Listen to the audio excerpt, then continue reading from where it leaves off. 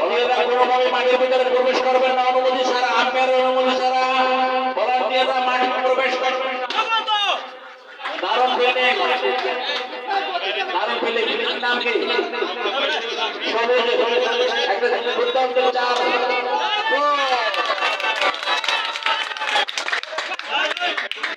No ball, no ball.